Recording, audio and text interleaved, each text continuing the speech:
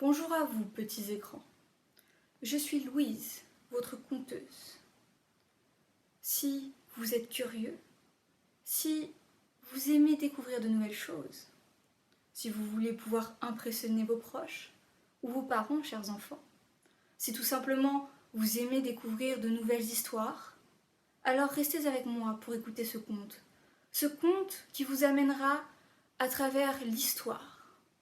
Une histoire qui est vraie, votre histoire, qui vous amènera à découvrir l'Association des peuples européens.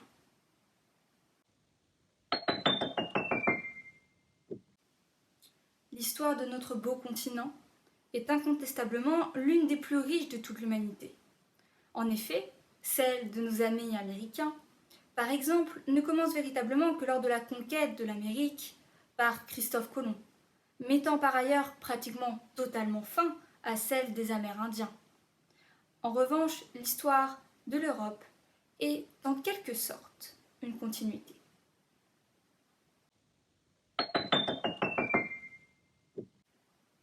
Notre civilisation occidentale a toujours été en proie à des batailles.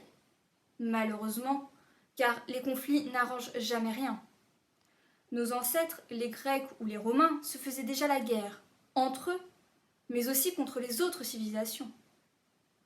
Néanmoins, ce que nous a appris l'histoire, par la conquête de la Gaule notamment, c'est que l'union fait la force. Après tout, Vercingétorix a bien réussi à fédérer les tribus gauloises contre les troupes romaines menées par Jules César. De cette association en a résulté une véritable résistance gauloise au nom de la liberté. Une valeur si chère aux Européens.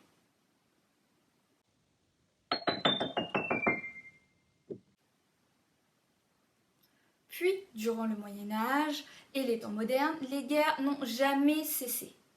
Nous avons parfois tenté de nous allier pour la paix, mais ça ne pouvait pas fonctionner, car les États ne souhaitaient protéger que leurs intérêts propres.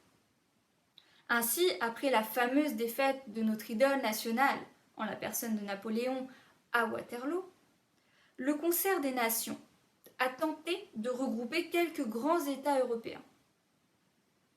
Toutefois, cette association n'a pas permis de jouir d'une paix durable, mais au contraire a précédé le siècle le plus meurtrier de notre histoire.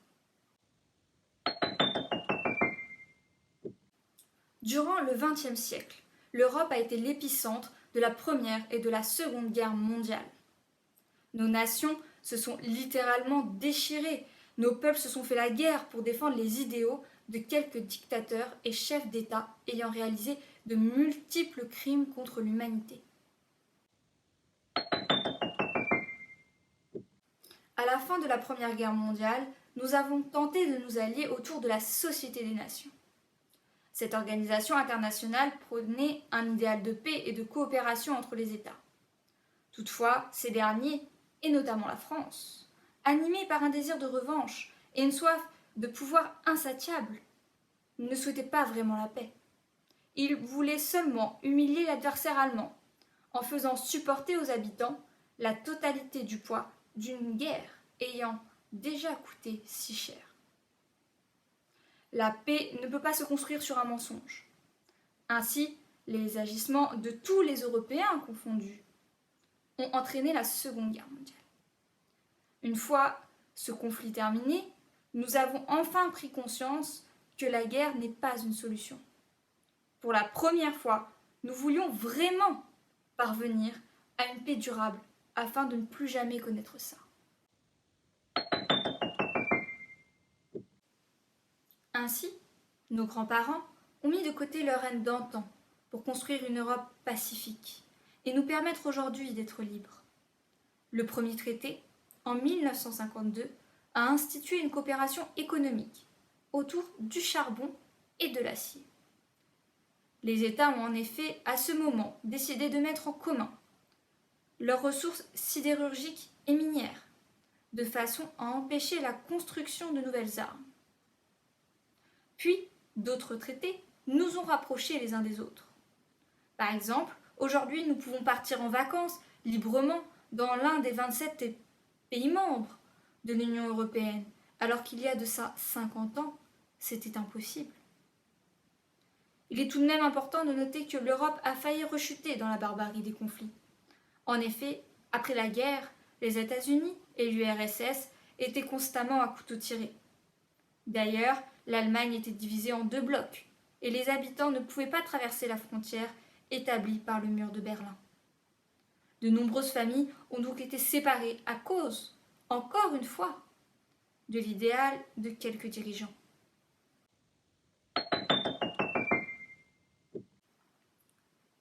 Toutefois, nous avons appris de nos erreurs passées. Les peuples se sont alliés dans un grand élan de liberté. Et l'Europe n'a donc pas cédé.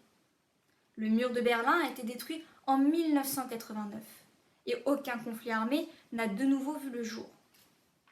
Aujourd'hui, les pays européens qui le souhaitent sont associés dans ce que l'on nomme l'Union européenne. Cette organisation a été pensée par de grands hommes comme Robert Schuman, Victor Hugo, Jacques Delors, Jean Monnet et bien d'autres qui ne sont pas forcément français. La volonté commune de ces hommes était de s'associer, car l'Europe est constituée de beaucoup de petits États, plutôt faibles d'un point de vue économique ou militaire. Cette association est une véritable nécessité qui permet deux choses. Elle permet d'une part d'éviter les guerres entre Européens et d'autre part de s'affirmer à l'échelle internationale.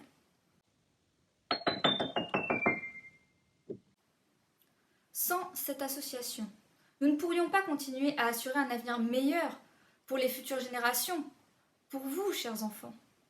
L'Allemagne, la France ou encore l'Espagne, à eux seuls, ne pourraient pas relever le défi environnemental de demain, mais ensemble, nous réussirons à remporter cette bataille, qui impose à tous les hommes de se fédérer pour protéger notre planète.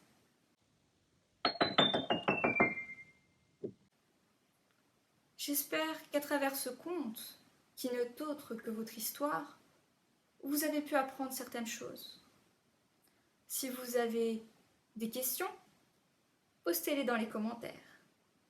Si vous avez aimé, n'hésitez pas à liker et à partager cette vidéo. Et surtout, on se revoit très bientôt pour en découvrir un petit peu plus sur l'Union européenne.